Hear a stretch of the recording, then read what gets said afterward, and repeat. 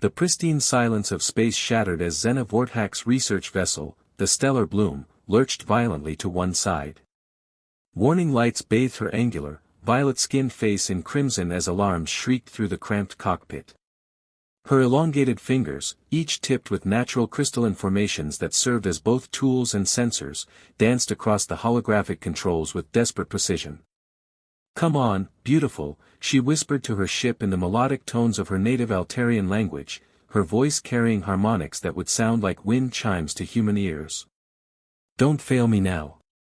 But the gravitational anomaly that had caught her vessel was unlike anything in her extensive database. This remote system, catalogued simply as Sol 3 in the galactic archives, was supposed to be a barren rock circling a young star. The readings had suggested primitive bacterial life at best, nothing that would interest the Altarian Scientific Consortium beyond basic mineral surveys. The truth couldn't have been more different. Through the viewports, Xena watched in amazement as a blue-green marble resolved into stunning detail. Swirling white clouds danced over vast oceans that sparkled like liquid sapphires. Continents sprawled in organic patterns, their surfaces painted in impossible shades of green and brown. This wasn't just a living world, it was vibrant, thriving, beautiful beyond her wildest botanical dreams. "Impossible," she breathed, her large, opalescent eyes widening as her ship's sensors revealed the planet's atmospheric composition.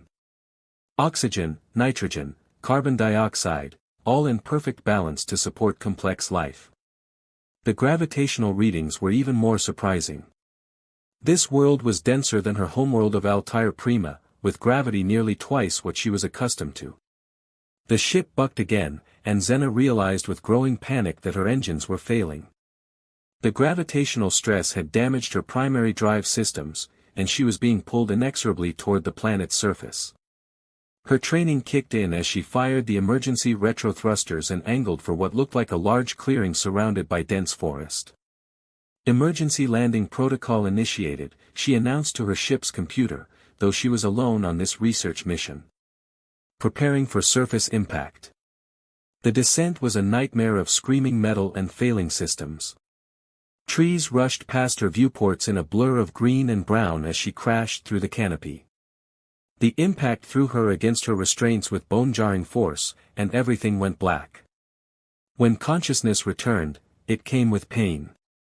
Xena groaned, her head throbbing as she tried to focus her vision. Sunlight, actual sunlight from a real star, streamed through her cracked viewport, creating dancing patterns on the buckled walls of her cabin. The air recycling systems were offline, and she could taste something strange and wonderful, natural atmosphere. Carefully, she unbuckled herself and moved to the emergency airlock. Her portable scanner confirmed what her enhanced senses already told her, the air was not only breathable but remarkably pure. She sealed her crash site beacon and activated her universal translator, though she doubted she would need it on what appeared to be an uninhabited world. The moment she stepped outside, Xena knew she had never experienced anything like this planet. The gravity pulled at her slender frame, making each step feel heavy and deliberate. The air was thick with scents, earth, growing things, moisture, and something else she couldn't identify. It was intoxicating. Around her, towering trees stretched toward a brilliant blue sky, their leaves rustling in a gentle breeze that felt alien against her skin. Flowers bloomed in riots of color, and she could hear the calls of unseen creatures echoing through the forest. This was paradise for a botanist. But paradise, she soon learned, had teeth. Xena had been exploring for perhaps an hour, carefully cataloging the extraordinary plant life around her crash site, when she heard it, a low, rumbling growl that seemed to come from everywhere at once. Her crystalline fingertips began to glow with defensive energy as her fight-or-flight instincts engaged. From the shadows between the trees, something massive emerged. It was quadrupedal, covered in coarse brown fur, with powerful muscles rippling under its hide. Its eyes gleamed with predatory intelligence, and when it opened its mouth, she saw rows of gleaming teeth designed for tearing flesh. The creature, easily 3 times her size, began to circle her, joined by 2 others that materialized from the undergrowth like living shadows. Pack hunters. Zena's breath came in short gasps as she realized how hopelessly outmatched she was. Her people were scientists, artists, philosophers. They had evolved past the need for violence millennia ago. But this world clearly operated by more primitive rules. One of the beasts lunged, and Zena stumbled backward, her unfamiliarity with the heavy gravity nearly sending her tumbling. She raised her hands, her fingertips blazing with defensive energy, but she knew it wouldn't be enough. The creatures were spreading out, preparing for a coordinated attack. That's when she heard the whistle. It was sharp, commanding, and completely unexpected. The predators stopped mid-stalking, their heads turning toward the sound. A figure dropped from the canopy above, landing with practiced ease despite the heavy gravity that so challenged Zena. He was unlike anything she had ever seen. Bipedal like herself, but broader, more solidly built. His skin was a warm bronze color, and dark hair covered his head and face. Muscles moved under his simple clothing with casual power, and his eyes, a striking shade of brown she had never encountered before, assessed the situation with calm intelligence. "Easy there, boys," the stranger said, his voice carrying an authority that made the predators hesitate. He held some kind of device in his hands, and as he activated it, it emitted a high-pitched whine that made the creatures back away, shaking their massive heads. "That's right," he continued, never taking his eyes off the beasts. "Nothing to see here. Move along." To Zena's amazement, the pack actually retreated, disappearing back into the forest with disappointed growls. Only when they were gone did the stranger turn his attention to her, and she found herself looking into the most intense eyes she had ever seen. "You okay?" he asked, and she realized her translator was working, though his speech patterns were unlike anything in her linguistic database. Yes, I believe so," she managed, her voice carrying its characteristic harmonic overtones. "Thank you. I don't understand how you did that." His eyebrows, she found the feature fascinating, rose in surprise. "You're not from around here, are you?" The understatement was so profound that Zena almost laughed, despite her shock. "No. I am from, very far away. My name is Zena Vorthak, and I appear to be stranded on your world." "Dante Rivera," he replied, stepping closer. She noticed he moved with the fluid grace of someone completely at home in this environment. "And lady, you have no idea how stranded you are. This planet doesn't exactly welcome tourists." Up close, she could see that his skin bore small scars, evidence of a life lived in harmony with this dangerous paradise. His clothes were practical, designed for survival rather than fashion. Everything about him spoke of adaptation, of a species that had learned to thrive in conditions that would challenge even Altarian technology. "Your planet is remarkable," she said, gesturing to the forest around them. "The biodiversity, the atmospheric balance, the complex ecosystem interactions, it's beyond anything we theorized was possible." Dante's expression shifted, becoming more guarded. "We? How many of you are there?" "Just me," Zena assured him quickly.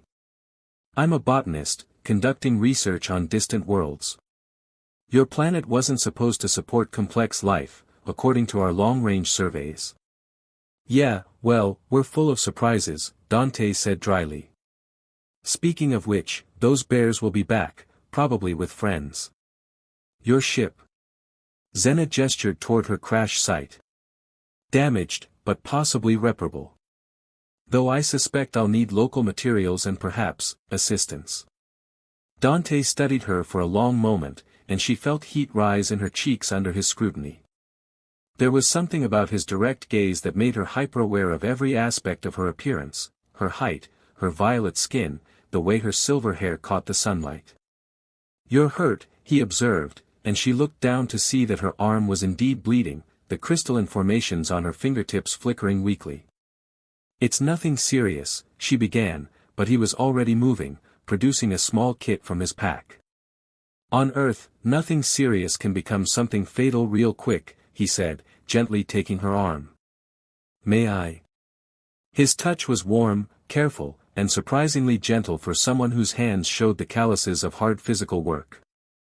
As he cleaned and bandaged her wound with materials she didn't recognize, Xena found herself studying his face.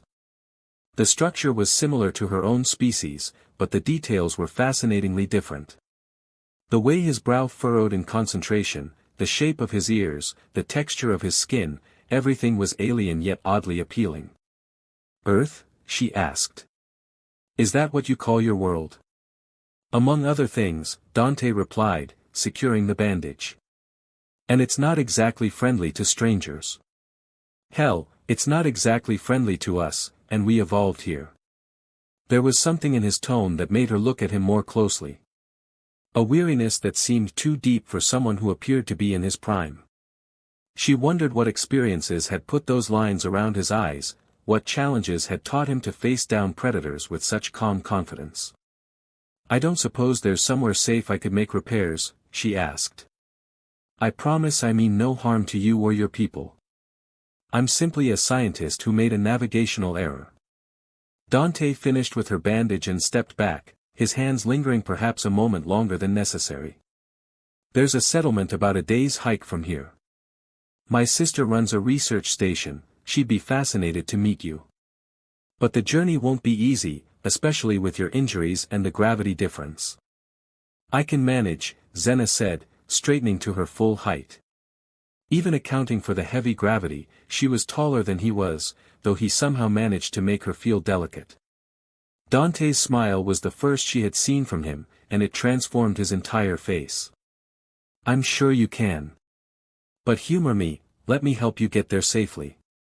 This world has a way of testing newcomers, and I'd hate to see it win." Something in his words, in the way he looked at her, made Xena's dual hearts flutter in an entirely unfamiliar rhythm. She had traveled to dozens of worlds, met countless species, but never had anyone made her feel so, aware of herself as a female of her species. "Very well," she agreed, perhaps more quickly than was entirely prudent. "I accept your offer of assistance, Dante Rivera of Earth."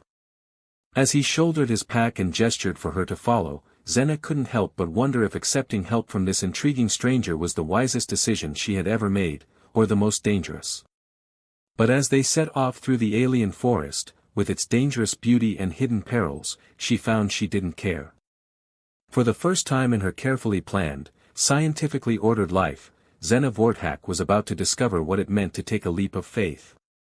And as Dante's warm laughter echoed through the trees in response to her cautious questions about Earth's flora, she began to suspect that this unplanned detour might lead to discoveries far more profound than any she had originally come seeking. The trek through Earth's wilderness proved to be a revelation for both Xena and Dante. What he had assumed would be a straightforward day's hike became an intricate dance of discovery, as the alien botanist's wonder at every new species transformed his familiar forest into something magical. "This is extraordinary," Xena breathed, kneeling beside a cluster of wildflowers that Dante had passed without a second glance 1,000 times before. Her crystalline fingertips glowed softly as she gently touched the petals, and he watched in fascination as the flowers seemed to respond, opening more fully to her touch. "The cellular structure is completely different from anything on Altair Prima, yet the basic photosynthetic processes are remarkably similar." Dante found himself crouching beside her, seeing the simple forest blooms through her eyes. "They're just wildflowers," he said, but there was no dismissiveness in his tone. Instead, there was curiosity about what she saw that he had missed. "Just wildflowers?" Xena's opalescent eyes met his, and he was struck again by how they seemed to shift color in the dappled sunlight. "Dante, these simple organisms have solved complex problems of survival, reproduction, and chemical defense that our greatest scientists are still trying to understand. Each one is a masterpiece of evolutionary engineering." The way she said his name, with those musical harmonics underlying her voice, did something strange to his chest. He had lived alone in these mountains for 3 years, preferring the company of trees and streams to the complications of human relationships. Yet something about this elegant alien made him want to share everything he knew about his world. "You see things differently than most people," he observed, helping her to her feet. The brief contact of their hands sent an unexpected jolt through him, and he noticed she seemed equally affected, her violet skin deepening in color along her cheekbones. Perhaps because I am not people, as you understand them, Zena replied, her translator struggling slightly with the colloquialism.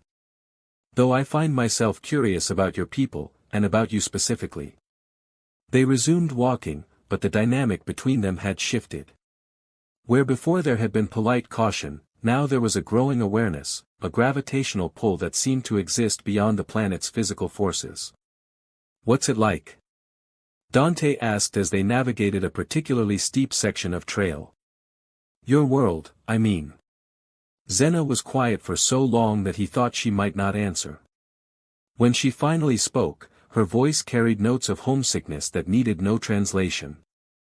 Altair Prima is ordered, she said carefully. We have cities that grow like crystals, reaching toward our twin suns. The air is thin and sweet, carrying the songs of the wind gardens. There is beauty there, but it is cultivated beauty, designed and planned. Nothing grows wild as it does here. She paused to catch her breath, still adjusting to the heavier gravity, and Dante automatically steadied her with a hand on her elbow. The gesture was becoming natural, he realized, as was the way she leaned slightly into his support. We eliminated randomness from our world generations ago, she continued. Disease, natural disasters, even death from old age, all controlled, all predictable. I chose botanical research because it was the closest I could come to experiencing the chaos of natural selection. But this. She gestured to the untamed forest around them. This is beyond anything I dreamed possible. Sounds peaceful, Dante said, though something in his tone suggested he wasn't entirely convinced peace was what he wanted. It is, Zena agreed. But peace can be limiting. Tell me about your world, about what made you choose this life in the wilderness. Dante's jaw tightened, and Zena realized she had touched on something painful. They walked in silence for several minutes before he finally spoke. I used to live in the cities, he said quietly. Used to believe in plans and order and controlling variables. I was an engineer, working on sustainable infrastructure projects. I thought I could help build a better world. His voice carried a bitterness that made Zena's heart ache. What changed? A dam I designed, Dante said simply. It was supposed to provide clean energy for 1 million people, protect them from floods. All the models said it was perfect. Except the models were wrong, and when it failed. He stopped walking entirely, his hands clenched at his sides. Zena moved closer, instinctively offering the comfort of her presence. 700 people died, he finished. Including my fiancée. She was leading the evacuation efforts in the valley below. The weight of his confession hung between them like a physical thing. Zena reached out tentatively, her cool fingers brushing against his clenched fist. At her touch, some of the tension seemed to leave his shoulders. I'm sorry, she said, and the harmonics in her voice conveyed depths of empathy that simple words could not. Loss of a bonded mate is. I cannot imagine such pain. Bonded mate? Dante looked at her curiously, grateful for the distraction from his dark memories. Among my people, when two individuals choose to share their lives, they become bonded, Zena explained, a soft glow appearing beneath her skin as she spoke of intimate things. It is more than marriage as I understand your custom. The bond connects them emotionally, spiritually. The loss of one's bonded mate is said to be like losing half of one's soul. That sounds both beautiful and terrifying, Dante said honestly. Yes, Zena agreed softly. It is both. They resumed walking, but something had shifted again. The awareness between them had deepened, become more dangerous. Both were carrying wounds, both were far from the lives they had planned, and both were beginning to realize that their chance meeting might be something more than accident. As the afternoon wore on, Dante found himself sharing stories of Earth's wild places, while Zena described the wonders of other worlds she had visited. Their conversation flowed like water finding its course, natural and inevitable despite the vast differences in their origins. It was near sunset when the storm hit. The sky had been clear just moments before, but Earth's weather patterns were notorious for their sudden violence.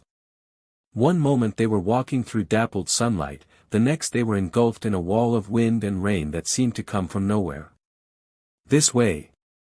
Dante shouted over the howling wind, grabbing Xena's hand and pulling her toward an outcropping of rocks he knew would provide shelter. Lightning split the sky, and in its brief illumination, he saw her face, not frightened, but exhilarated by the raw power of the storm. They reached the shelter just as hail began to fall, ice stones the size of his thumb that would have been dangerous in the open. The overhang was small, forcing them to huddle close together as the storm raged around them. "This is incredible," Xena breathed, her eyes bright with wonder as she watched the lightning dance across the sky. "The electrical discharge patterns, the pressure dynamics, it's like watching the planet's nervous system in action." Dante found himself watching her instead of the storm. Water droplets caught the intermittent lightning, making her silver hair seem to glow. Her skin had taken on a luminescence he was beginning to recognize as a sign of strong emotion, and he wondered if she was aware of the effect. "You're not afraid," he observed. "Should I be?" she asked, turning to meet his gaze. They were close enough that he could see the complex patterns of color in her eyes, close enough that her breath warmed his cheek. "Most people would be," he said quietly. "This kind of storm can kill." "Most people," Xena repeated thoughtfully. "But I am not most people, and neither, I think, are you." The storm continued to rage, but within their small shelter, something else was building. The forced intimacy, the shared confidences, the growing attraction that neither could deny, it all came together in a moment of perfect clarity. "Xena," Dante said her name like a prayer, and she responded by moving closer, eliminating the last inches between them. "This is unwise," she whispered, even as her hands came up to rest against his chest. "We are from different worlds, different species. The complications alone." "I know," he replied, his own hands finding the elegant curve of her waist. "But I've spent 3 years avoiding complications, and look where it's gotten me." When their lips met, it was like the lightning outside, sudden, electric, and completely overwhelming. Her mouth was soft and warm, and the subtle harmonics she made in response to his touch seemed to resonate in his very bones. The kiss deepened, became more urgent, as if they were trying to bridge the vast space between their worlds through touch alone. When they finally broke apart, both were breathing hard, and Xena's entire form was glowing with a soft, pearl-like radiance. "That was..." she began, then trailed off, apparently lacking words in any language. "Yeah," Dante agreed, his forehead resting against hers. "It was." The storm began to subside as suddenly as it had begun, but neither of them moved to leave their shelter. The complications that awaited them seemed less important than this moment, this connection that defied every rational consideration. "What happens now?" Xena asked quietly. Dante's thumb traced the elegant line of her cheekbone, marveling at the warmth of her skin. "I don't know," he admitted. "But I'd like to find out. If you're willing to take the risk." Xena's smile was radiant, transforming her alien features into something that needed no translation. "I came to this world to study life," she said. "Perhaps it's time I learned to live it." As the last of the storm clouds cleared, revealing a sky full of unfamiliar stars, they sat together in comfortable silence. Tomorrow would bring new challenges, new complications, and decisions that could change both their worlds forever. But for now, they had this, the warmth of connection, the promise of possibility, and the revolutionary discovery that love, like life itself, found a way to flourish in the most unexpected places. The forest around them seemed to approve, settling into the peaceful sounds of night as two hearts from different worlds began to beat in harmony, setting the rhythm for whatever adventures lay ahead. Mira Blackwood had always prided herself on being unflappable. As one of Earth's leading xenolinguists, she had decoded ancient texts, translated diplomatic communications between hostile species, and even developed first-contact protocols for the Global Research Initiative. But nothing had prepared her for the sight of her brother walking into her research station hand in hand with the most beautiful alien she had ever seen. "Dante?" Mira set down her coffee mug with trembling fingers, her dark eyes moving between her brother's face, which wore an expression of contentment she hadn't seen in years, and the ethereal being beside him. "I think you'd better sit down and explain what's going on."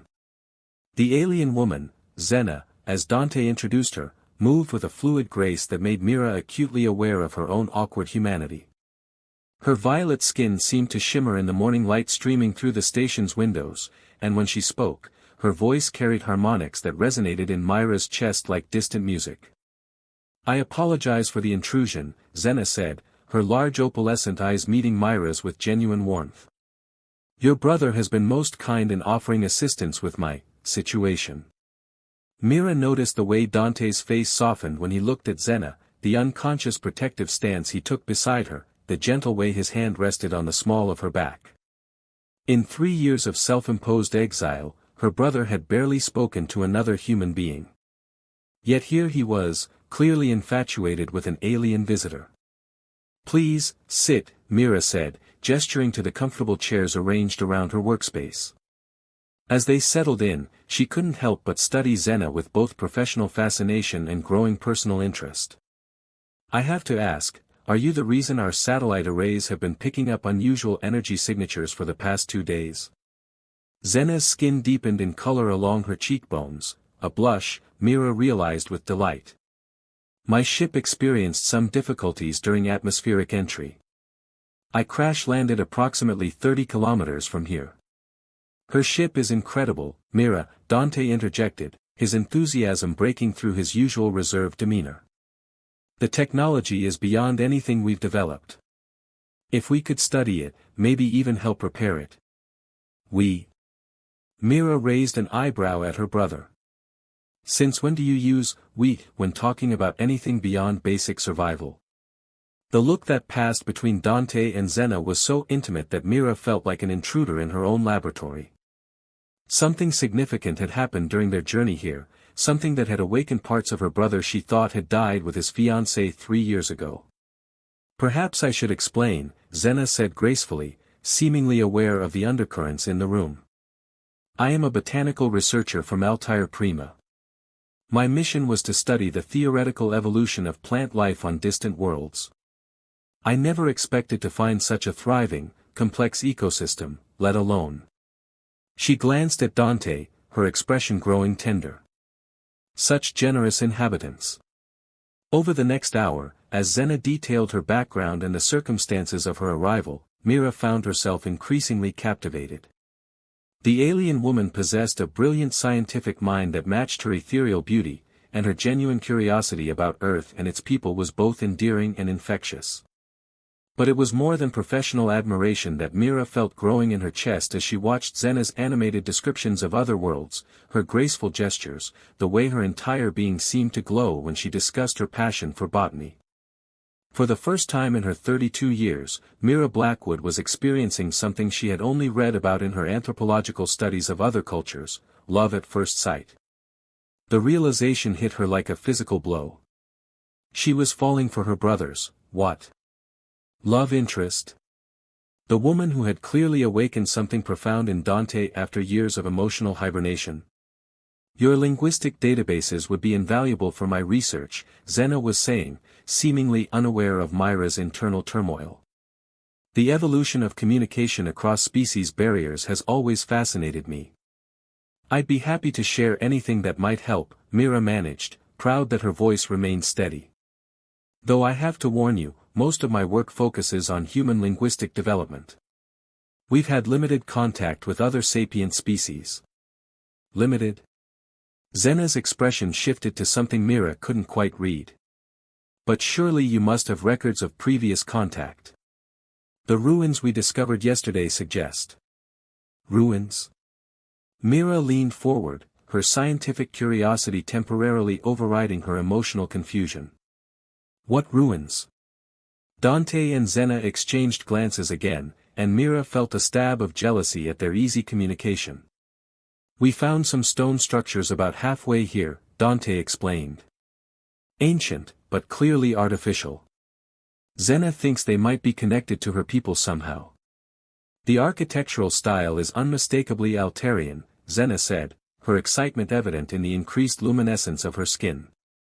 But according to our historical records, my people have never traveled this far from our home system. It shouldn't be possible.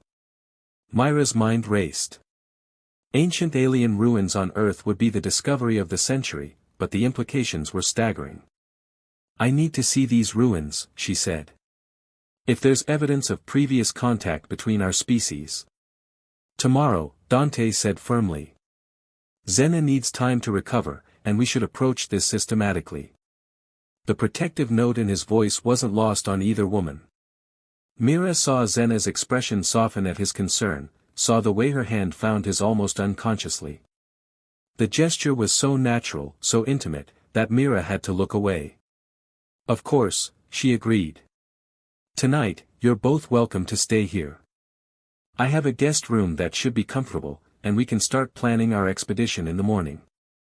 That evening, as they shared a meal of local ingredients that Xena found fascinatingly different from her world's cuisine, Mira struggled with the growing complexity of her emotions. She found herself hanging on Xena's every word, treasuring the alien woman's musical laughter, and imagining what it might be like to trace the elegant lines of her violet skin. But she also saw the way Xena's eyes sought Dante's during conversation, the unconscious intimacy of their shared glances, the way they seemed to communicate on a level beyond words.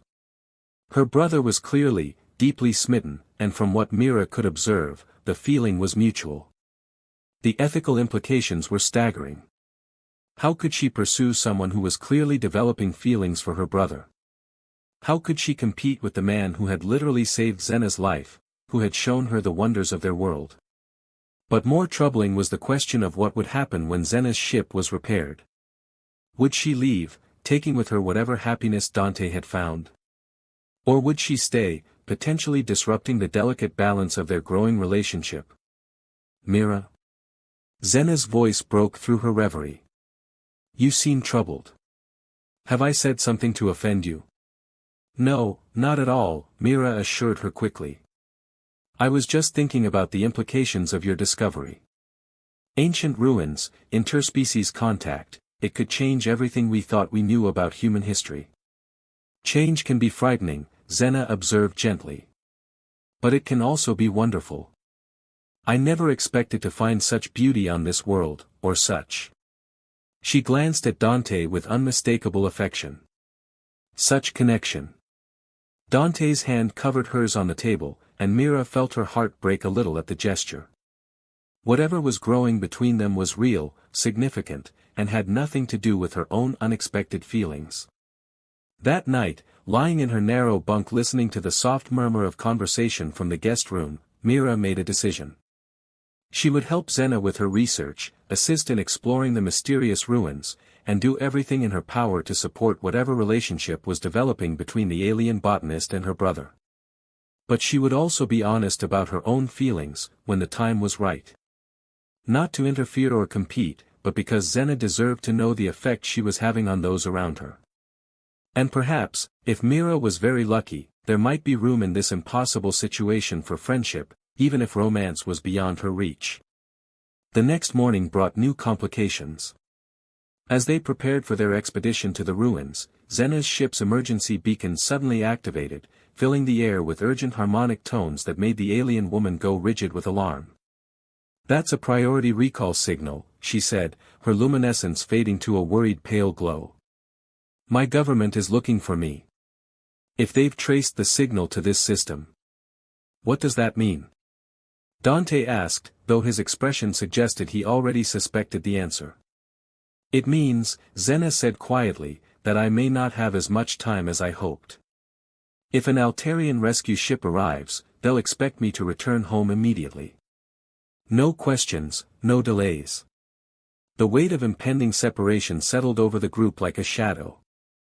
Mira saw the stricken look on her brother's face, the way Xena's hand sought his for comfort, and felt her own heart sink at the thought of losing this remarkable woman before she'd even had a chance to truly know her.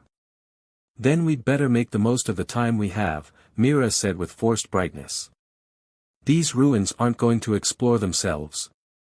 As they gathered their equipment and prepared to uncover secrets that might span millennia, none of them could have imagined that the ancient stones would hold answers not just to questions of the past, but to the impossible choices that lay ahead.